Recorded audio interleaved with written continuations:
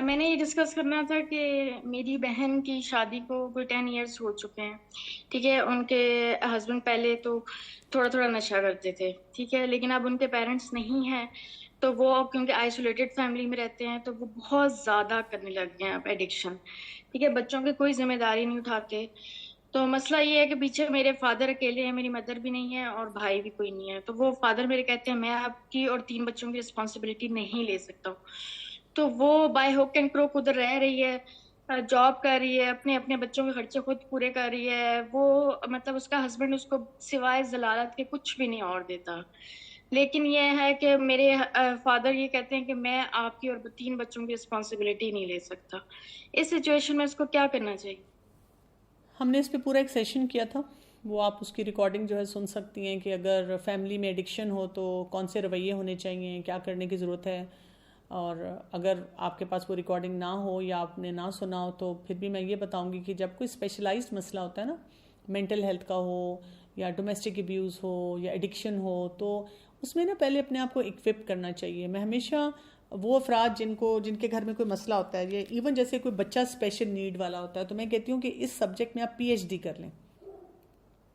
آپ کو اتنا تھرلی پتا ہونا چاہیے کہ ایڈکشن کیا ہوتی ہے، اور اتنے آپ کو آرٹیکلز مل جائیں گے، اتنے ایکسپرٹ کے ویوز مل جائیں گے. پہلے سمجھیں تو صحیح کہ یہ بیماری ہوتی کیا ہے، اس میں ساری فیملی کے اوپر اثرات کیا آتے ہیں، اس میں آپ یوز اور مس یوز کیسے ہو رہے ہوتے ہیں، اس میں کون سے ریڈ فلیگز ہیں، اس میں کیا کچھ آپ کو کرنا چاہیے. اپنے آپ کو ہیلپ لیسنس سے نکالیں. وہ جو اندر کے طوفان ہیں ان کو سیٹ کرنے کے لیے، ٹھیک کرنے کے لیے آپ وہ سارے طریقے سیکھیں کہ آپ کو کہاں پر کیا کچھ کرنا ہے.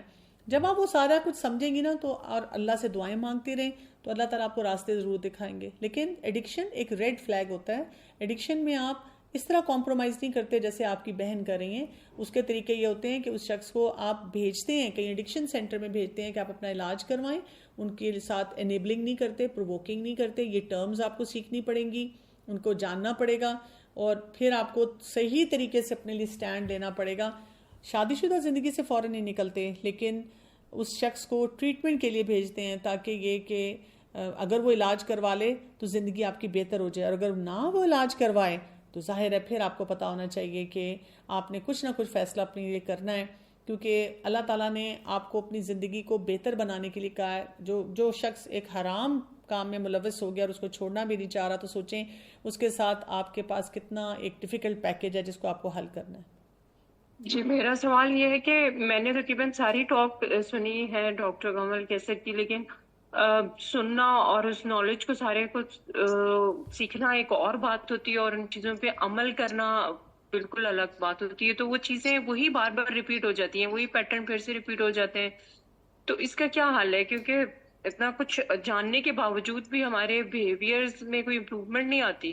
تو مجھے سمجھ نہیں آتا کہ کمی کدھر ہے. ایکچولی بات یہ ہوتی ہے کہ جب ہم کوئی ٹاک سنتے ہیں نا تو ہمیں اس کو اپنے ساتھ ریلیٹیبل رکھنا چاہیے. ریلیٹیبل یہ ہوتا ہے کہ اچھا گیپ کتنا ہے، یعنی ایک سپیکر جو بھی بتا رہا ہے کہ یہ کرنا چاہیے، اس کو لکھیں وہ پوائنٹس، اور پھر اپنے اندر جھانکیں کہ کتنا گیپ ہے. جو گیپ ہے اب آپ اس کے لیے پورا ایک پہلے ڈیفائن کر لیں کہ مجھے الٹیمیٹلی کہاں جانا ہے، الٹیمیٹلی کیا کرنا ہے.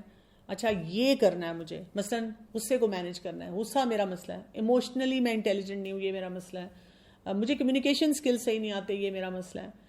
میں بہت جلدی گھبرا جاتی ہوں، یہ میرا مسئلہ ہے. میں بہت جلدی ہیلپ لیسنس میں چلی جاتی ہوں، یہ میرا مسئلہ ہے.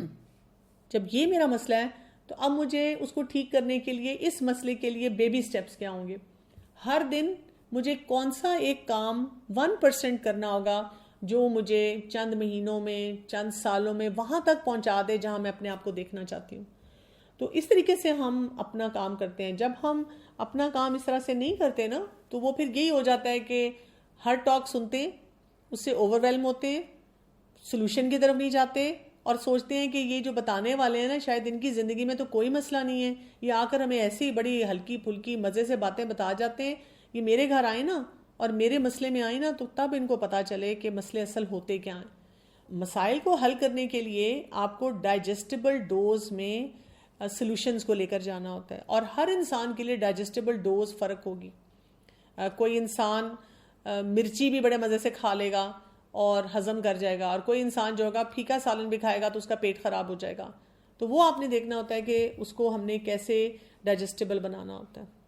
مختلف ایشوز ہیں میرے ساتھ، لیکن وہ مین ایشو مجھے یہ بھی آتا ہے کہ میں بہت جلدی شادی ہو جاتی یا بہت جلدی وہ نہیں ہوتا، آپ رہ جاتے ہو. میری شادی ہے نیکسٹ ویک کہہ رہی ہوں، نیکسٹ ایئر. تو اس کے حوالے سے بھی مجھے فیئر آتا ہے کہ پتہ نہیں میرے ساتھ کیا ہوگا یا کس طرح ہوگا. ہے وہ شادی میری فیملی کے اندر ہی اور آئی نو دیم، لیکن وہ بٹر سویٹ سا ریلیشن شپ ہے اور اسی طرح وہ ہوتا ہے. مجھے میری سسٹرز جو بھی میری لائک آپ کہہ لیں کہ ہونے والی جو جٹھانیاں، انہوں نے مجھے انڈائریکٹلی مطلب جو بھی ایشوز ہوتے ہیں نا، وہ ہلکا پھلکا مجھے کہہ دیتی ہیں کہ ابھی تو پارٹی شروع ہوئی ہے اور اس طرح کر کے، یا وہ کہہ دیتی ہیں کہ مطلب دونوں کہ ان کے چائلڈ برتھ کے حوالے سے دونوں سے کنسینٹ نہیں لیا گیا تھا، کہ بڑی والی 1 سال پروٹیکشن یوز کرتے رہے تھے ان کے ہسبینڈ، اور جو چھوٹی والی جن کی اب شادی ہوئی تھی ان کے میاں بھی 6 months. تو وہ مجھے کہی تھی کہ تم اپنی دفعہ دیکھ لینا اور اس طرح کر لینا. تو مجھے کافی ساری چیزیں سمجھ نہیں آتی، اور میں جاب بھی کرتی ہوں، اور پھر میں سوچتی ہوں کہ میں جاب اور یہ سارا کچھ کس طرح سے مینیج کروں گی. جو بھی ایشوز ہوتے ہیں ورک پلیس پہ ہوتے ہیں، گھر پہ ہوتے ہیں، تو اس حوالے سے مجھے تھوڑی سی چاہیے تھی گائیڈنس کہ میرا ذہن سیٹ ہو سکے.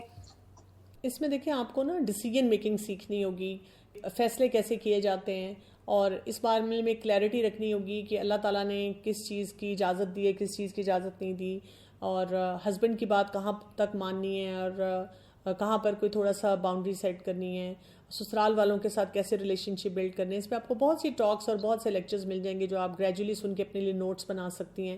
دوسری میں آپ کو ایک سنسیئر ایڈوائس یہ کروں گی کہ جو آپ نے بتایا کہ جیسے جٹھانی یا دیورانی ایسے جو لوگ ہیں، ان سے بہت زیادہ اس معاملے میں ڈسکشن کرنا چھوڑ دیں.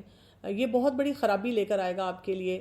چانسز اس کے یہ ہوتے ہیں کیونکہ دیکھیں یہ لوگ ایموشنل ہوتے ہیں نا، جو آپ کو اس طرح کی باتیں پہلے بتا رہے ہیں کہ ابھی تو پارٹی شروع ہوئی ہے، اور آپ جب ان سے شادی کے بعد اسپیشلی بتائیں گی کہ میرے ہسبینڈ نے یہ کیا وہ کیا، اور اگر ان میں سے کوئی بھی بات آپ کی لیک ہو گئی نا، تو پھر آپ دیکھیں کہ جب وکی لیکس ہوتا ہے نا تو بہت خرابی، بہت ڈیزاسٹر ہوتا ہے.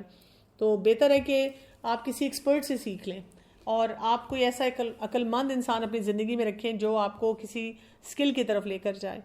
کلیئرٹی سے اسٹیپ وائز چلیں کہ اچھا مجھے اوور ویلم نہ ہو، اچھا پھر یہ ہوگا تو میں کیا کروں گی، پھر دماغ بلینک ہو گیا، یہ ہوگا تو اب ڈسٹرب، ساری رات نیند نہیں آ رہی، وہی نا طوفان آ گیا، پھر اسٹارم ود ان شروع ہو گیا. بلکہ آپ اپنے آپ کو بتائیں اچھا یہ اگر چیلنج انہوں نے مجھے بتایا ہے، یا یہ میری آبزرویشن ہے کہ وہاں اس گھر میں یہ چیلنج ہے، تو اس کے سلوشن کے لیے قرآن میں کیا، حدیث میں کیا ہے، یا کوئی بھی ایکسپرٹ اس کے سلوشن کے لیے کیا بتاتا ہے. گوگل بھی کریں گی نا تو آپ کے سامنے سلوشن آئیں گے. پھر آپ اپنے اندر جھانکیں کہ میرے اندر اس مسئلے کو ڈیل کرنے کے لیے کون سا ٹول ہونا چاہیے، کون سا طریقہ ہونا چاہیے. تو الحمدللہ آپ کے پاس پورا سال ہے. اگر آپ ہر مہینے ایک ٹول اپنا پالش کریں تو 12 ٹولز آپ کے تیار ہوں گے جو اسٹرانگ ہوں گے، آپ کو ہیلپ کریں گے کہ ان سچویشنز میں رہ کے آپ اس سے کیسے ڈیل کر سکیں. نیکسٹ کسی کا سوال ہے کہ نماز کی پابندی کیسے کریں، اور گناہ چھوڑنے کا ارادہ کر لو لیکن پھر بھی وہ بار بار ہو جاتا ہے، کیوں؟ یہ تو صرف دین سے دوری ہوتی ہے، یا جب آپ کنسسٹنٹ پیٹرن سے دین کو فالو نہیں کر رہے ہوتے. تو نمازوں کو بہتر کرنے کے لیے بھی اللہ کی معرفت ضروری ہے، گناہوں سے بچنے کے لیے بھی اللہ کی پہچان، اللہ کی عظمت کو جاننا ضروری ہے، اور سیرت رسول صلی اللہ علیہ وسلم کو پڑھنا ضروری ہے. تو جب آپ قرآن کو اپنے ساتھ نتھی کر لیں گے نا، آپ اس کا ساتھ ڈیلی رکھیں گے، تلاوت بھی ہوگی، اور اس کے علاوہ اس کی تفسیر بھی سنیں گے، پھر اپنی زندگی سے اس کو ریلیٹ بھی کریں گے، پھر حفاظت کی دعائیں بھی پڑھیں گے، تو وہاں سے پھر آپ کے لیے ان باتوں کو مینیج کرنا انشاءاللہ آسان ہو جائے گا. میرا ایکچولی تھوڑی شاید بات لمبی ہو جائے، لیکن میرا مسئلہ تھوڑا کمپلیکیٹڈ ہے. ایکچولی میری جو ہم 4 سسٹرز ہیں، میری جو سب سے بڑی سسٹر ہیں ان کی جہاں شادی ہوئی ہے میری امی کی کزن کے ساتھ ہوئی ان کی شادی نا، تو وہ آلریڈی ان کے 4 بچے تھے، بیٹے تھے، تو وہاں پہ ان کی شادی ہوئی. بہرحال وہ سیٹل ڈاؤن، انہوں نے ہی ان بچوں کو پالا، تو ان کے اپنے بھی 2 بچے ہیں. تو وہ نیکسٹ مطلب رشتے جب کرنے کی باری آئی تو ان کے بڑے بیٹے کے ساتھ میرا رشتہ ہوا، یعنی اپنی بڑی سسٹر کے بیٹے کے ساتھ. پہلے اس چیز کو ڈسکس کیا گیا، مطلب بہت سے علماء وغیرہ سے پوچھا گیا کہ یہ ہو سکتا ہے ریلیشن یا نہیں ہو سکتا. تو وہ 4 بیٹے فرسٹ مدر سے تھے، تو یعنی وہ میری جو بڑی سسٹر تھیں وہ میری ساس بھی بن گئیں, اور پھر مطلب ہمارا ایج ڈفرینس 10 ایئرس بڑی ہیں وہ مجھ سے نا, تو وہ ساس بن گئیں. تو مطلب پہلے تو رشتہ وغیرہ ہو گیا سارا, مطلب فوراً ہی ویسے شادی کے بعد یہ چیزیں فیل ہونے لگ گئیں کہ شی از ایکٹنگ لائک اے ساس, اور وہ پورے گھر کو لے کے چل رہی تھیں. تو اس چیز کو ایکسیپٹ کیا, ان کی پوزیشن کو, اور ان کو مطلب جو ان کی پوزیشن تھی, جو ان کی ویلیو تھی, جو ان کی جگہ تھی, وہ ان کو دی. تو باقی بھی سارا یہی سسٹم چل رہا تھا کہ وہی ڈومیننٹ تھیں, وہ سب کو گھر کو لے کے چل رہی تھی, اس طرح سے سب کچھ کیا, مطلب جیسے وہ چاہتی تھی اٹھنا بیٹھنا رہنا. ایون بچے بھی میرے 2 ہیں اب, تو اس طرح سے ہمیں انہوں نے سیپریٹ بھی کیا, پہلے ہم ساتھ رہتے تھے سیپریٹ کیا, سب کچھ ان کی مرضی سے سب کچھ چل رہا تھا. لیکن درمیان میں ایک وہ جو ڈپلومیسی ہوتی ہے وہ ان کی چلتی رہی. اکثر وہ میں نے سنا کہ کسی کو کچھ کہہ رہی ہیں میرے بارے میں, بہرحال یہ سب کچھ ٹالریٹ میں کرتی رہی. پھر نیکسٹ ان لوگوں نے سوچا کہ میرے سے جو چھوٹی بہن ہے اس کا بھی رشتہ کیا جائے. اس کے لیے میں نے منع کیا, میں نے بھی, میرے ہسبینڈ نے بھی, ہم نے بڑی کوشش کی کہ نہ ہو, کیونکہ جو چیزیں ہم فیس کر رہے ہیں وہ چیزیں وہ لوگ فیس نہ کریں.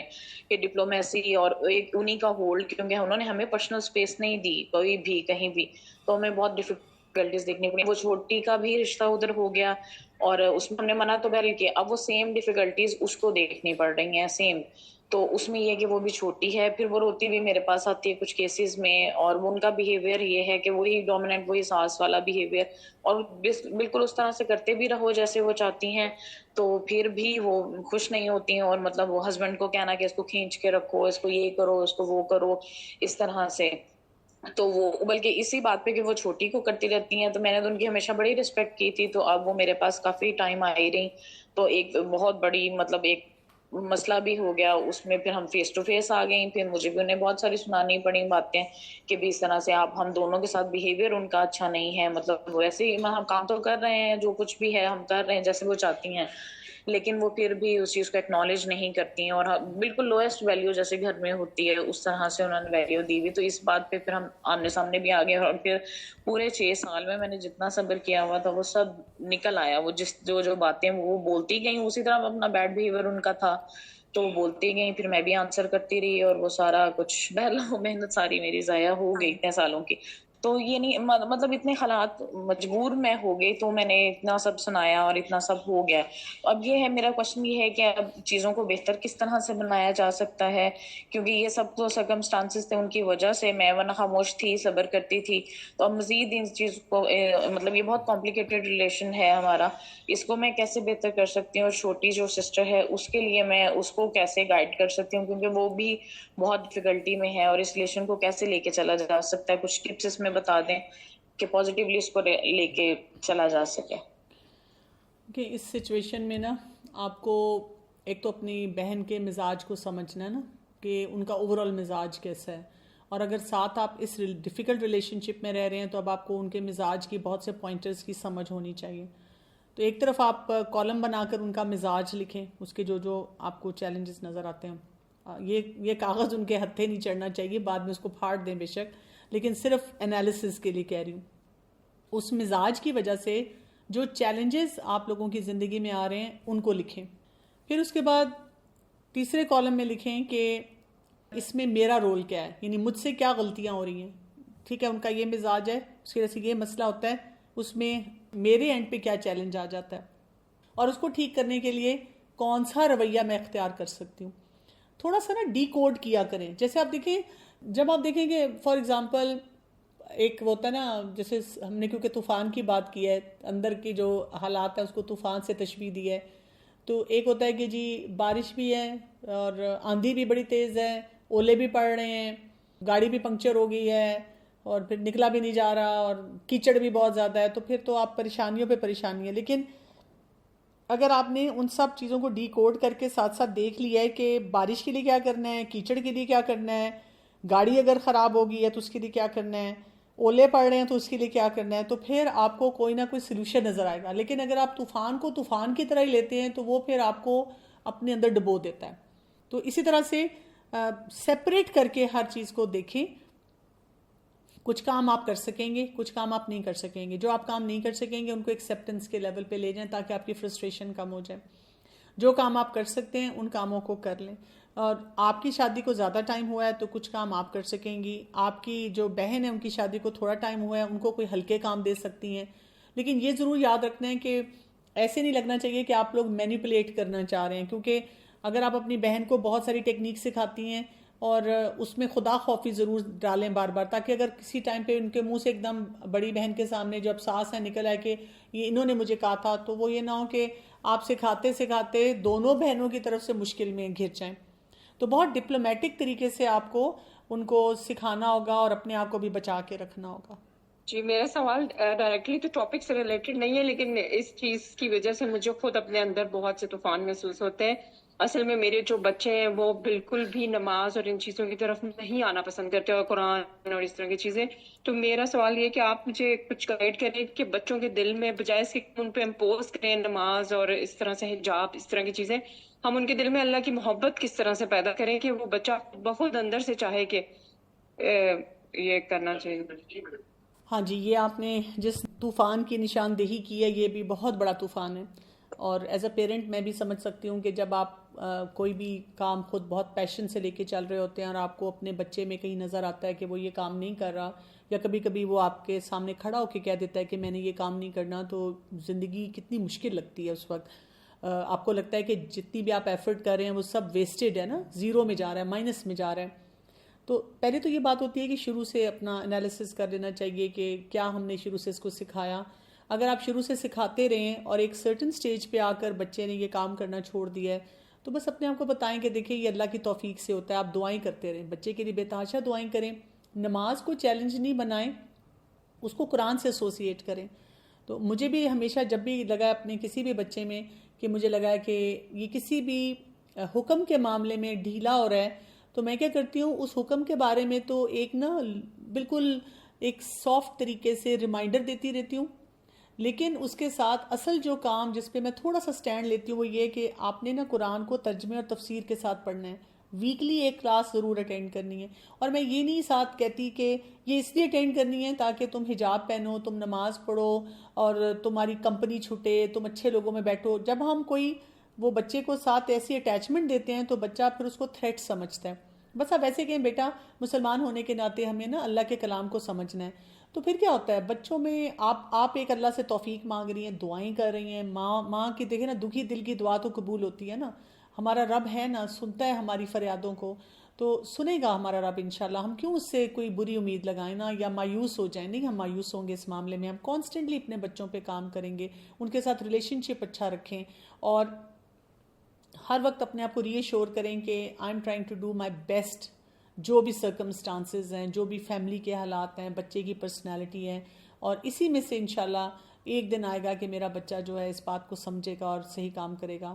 بس ہم اسی کے مکلف ہیں. ہم نے اللہ کو اسی چیز کا جواب دینا ہے کہ اللہ تعالیٰ میں چاہے جتنی بھی پریشان تھی لیکن میں نے بیسٹ کام کیا. آپ دیکھیں نا بی بی ہاجرہ کو یاد رکھیں کہ وہ اکیلی تھی، تنہا تھی، اور وہ اپنے بیٹے کو چھوڑ کے جیسے صفا اور مروہ کے درمیان جا رہی ہیں، پانی ڈھونڈ رہی ہیں.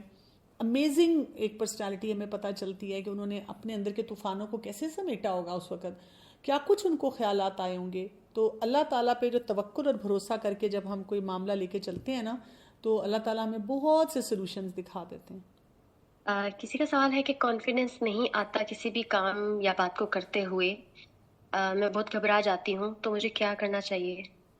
بیبی سٹیپس لینے چاہیے، چھوٹے چھوٹے کام کرنے چاہیے، پرنسپلڈ اپروچ کے ساتھ چلنا چاہیے، اور اپنے آپ کو بتانا چاہیے کہ جو ہوتا ہے نا کانفیڈنس آتا ہے جب ہم ایک کام کو بار بار اچھی طرح سے کرتے ہیں اور اس کا کوئی رزلٹ ہمیں ملتا ہے. ہم دوسروں کے اوپینین پہ نہ بیس کریں کہ کوئی انسان مجھے کیا کہہ رہے ہیں. ہم یہ دیکھیں کہ اگر وہ صحیح کام ہے تو پھر مجھے کرتے چلے جانا ہے اور اللہ تعالیٰ پہ اس معاملے کو چھوڑ دینا ہے. تو اپنا بیک گراؤنڈ بھی دیکھیں. کئی دفعہ ہمیں اتنے لوگوں نے اتنا وہ ایک قسم کا نیگیٹو اپروچ سے بتایا ہوتا ہے کہ تم نکمی ہو، تم کچھ نہیں کر سکتی، تمہیں کچھ نہیں آتا. ایسے میسیجز کو انٹرنلائز نہ کیا کریں، اس سے اپنے آپ کو بچا کے رکھا کریں. اور وہی بات ہے حفاظت کی دعائیں بہت زیادہ پڑھا کریں، اور اللہ پہ بھروسہ کریں کہ اللہ تعالیٰ اگر آپ کی زندگی میں کوئی اپرچونٹی ایسا لا رہے ہیں کہ آپ کوئی بھی اچھا کام سیکھ سکتے ہیں، کر سکتے ہیں، تو انشاءاللہ اللہ تعالیٰ آپ کو آپ کی منزل پہ بھی پہنچائیں گے. لیڈی نے بھی فون کیا نا، بچوں کے لیے طوفان ہے اندر چل رہا ہے، وہ فکر کرتی ہیں. تو I just want to give hope کہ میں بھی اسی طرح تھی، but that was like for 36 years ago. ٹھیک ہے، میرا بڑا بیٹا نماز نہیں پڑھتا تھا، پھر میں روتی تھی، فکر کرتی تھی، اور پھر اللہ تعالیٰ نے مجھے گائیڈ کیا، اور میں بہت دعا کرتی ہوں. اب لاسٹ ایئر نا میرے ہسبینڈ گزر گئے، ان کو 7 سال ہو گئے ہیں، تو ابو کو بہت یاد کر رہا تھا، تو میں نے اپرچونٹی دیکھی اس کا ہاتھ پیار سے پکڑ کے کہا بیٹا کہ دیکھو ابو کی ابھی بھی ہیلپ کر سکتے ہو، جب تم نماز پڑھو گے تو اللہ تعالیٰ ایک سلور پلیٹر پہ اس کو سجا کے ابو کو ان کی قبر میں تحفہ دے گا کہ تمہارے بیٹے نے یہ بھیجا ہے، تو ابو کے لیے یہ آپ کر سکتے ہو۔ تو تب سے نا اس نے فجر مجھے اٹھاتا ہے، اس نے سٹارٹ کی اور ابھی مغرب پڑھ رہا ہے میرے ساتھ، اور ایک دن میں نے ہاتھ پکڑ کے پیار سے کہا بیٹا the happiest day of my life will be کہ جب میں دیکھوں گی میرا بیٹا نا 5 times پرے کر رہا ہے۔ تو اس نے اسمائل کیا، تو اس کی وجہ سے نا میں نے کتنی دعائیں مانگی، تو اللہ تعالیٰ ہمیں اپنے قریب کرتا ہے نا، ورنہ میں تو دنیا میں ہی ہوتی، اتنا اللہ کو نہ یاد کرتی۔ تو اللہ تعالیٰ ہمارے لیے بھی بہانے بناتا ہے نا کہ ہم اس کو کیسے زیادہ یاد کریں۔ سو ہوپ کرنا ہے، don't lose hope. I just want to say to the sisters، اپنے بچوں کی طرف سے نا دعائیں بہت، جیسے آپ کہہ بھی رہی ہیں، بہت افیکٹو ہوتی ہیں، اللہ تعالیٰ ضرور سنتے ہیں اور وہ رسپونڈ کرتا ہے، جواب دیتے ہیں۔ بارک اللہ، آپ نے جو بات کی ہے میری آنکھوں میں آنسو آ گئے ہیں کہ آپ صحیح کہہ رہی ہیں کہ ایک ماں کی جو دعا، اور آپ نے جو یہ بات کی ہے نا، اس میں اتنی محبت ہے نا، اتنی شفقت ہے فار یور سن، جس طرح آپ نے بات کی ہے۔ تو آپ دیکھیں ماؤں کو نا یہ رویہ بھی سیکھنا پڑے گا کہ ہم اپنے بچوں کو اپنے گلے سے لگائیں، اپنے پیار سے ان کو سمجھائیں، ان کے لیے جو ان کی پریشانی، جو ہم فرسٹریٹ ہو رہے ہیں نا، ہم کیا کرتے ہیں، جو ہمارے اندر کا طوفان ہے نا، ہم اپنے بچوں میں بھی اتنا ہی طوفان ٹرانسفر کرتے ہیں۔ نہیں، ان کے اندر ٹھہراؤ لے کر آئیں، ان کے لیے وہ پروٹیکشن بنے کہ وہ بچے جو ہیں وہ واقعی سوچنے پہ مجبور ہوں کہ میری ماں کی کیا پریشانی اور کیا دکھ ہے۔ وَإِيَّاكُمْ may Allah accept from all of you، اور ذکر اور دعاز کرتے رہیں، جیسا کہ اللہ تعالیٰ نے ہمیں قرآن میں بھی ڈفرینٹ دعائیں سکھائی ہیں، اور ڈفرینٹ نبی صلی اللہ علیہ وسلم کے تھرو سننا میں احادیث میں بھی ہمیں ڈفرینٹ دعاز ملتی ہیں۔ سو اینڈ کرتے ہیں دعاز کے ساتھ، انی مسنی الضر وانت ارحم الراحمین، کہ اے رب بے شک مجھے تکلیف پہنچی ہے، تو رحم کرنے والوں میں سے سب سے بڑھ کر رحم کرنے والا ہے۔ حسبی اللہ لا الہ الا ہو علیہ توکلت وہو رب العرش العظیم، میرے لیے اللہ کافی ہے، اس کے سوا کوئی معبود نہیں، اسی پر میں نے بھروسہ کیا اور وہ عرش عظیم کا رب ہے۔ اور ایک بہت ہی خوبصورت دعا ہے، اس میں بہت ساری چیزیں ہیں۔ Let's and up on that دعا۔ اللہم انی اعوذ بک من العجز والکسل والجبن والبخل والحرم والقسوة والغفلة والعیلة والذلة والمسکنة، واعوذ بک من الفقر والكفر والفسوق والشقاق والنفاق والسمعة والرياء، واعوذ بك من الصمم والبكم والجنون والجذام والبرص وسيء الاسقام۔ اے اللہ میں عاجزی اور سستی، بزدلی اور بخل، انتہائی بڑھاپے اور سخت دلی، غفلت اور تنگ دستی، ذلت اور ناداری سے تیری پناہ چاہتی ہوں۔ محتاجی، کفر، نافرمانی، مخالفت، منافقت، بری شہرت اور ریا سے میں تیری پناہ چاہتی ہوں، اور میں بہرا ہونے، گنگا ہونے، پاگل پن، کوڑ، برس اور تمام بری بیماریوں سے تیری پناہ چاہتی ہوں۔ تو اللہ تعالیٰ نے ہمیں اتنی خوبصورت دعائیں سکھائی ہیں، تو ہمیں ان کے تھرو اللہ سے پورے اپنے دل دماغ کو حاضر رکھ کے مانگنا ہے، تو اللہ تعالیٰ ضرور دعاؤں کو پورا کرتے ہیں، اور اس سے ڈفرینس آتا ہے ہماری لائف میں۔ تو انشاءاللہ آپ سب کا جزاکم اللہ خیر، اللہ تعالیٰ آپ سب کے لیے آسانیاں کریں، جو موجود ہیں اور جنہوں نے جو سنا، اللہ تعالیٰ ہمیں توفیق عطا کریں کہ ہم اس کو امپلیمنٹ بھی کریں اپنی لائف میں، آمین۔ سبحانک اللہم و بحمدک، اشہد ان لا الہ الا انت، استغفرک و اتوب الیک۔ بارک اللہ فیکم۔ السلام علیکم و رحمۃ اللہ وبرکاتہ۔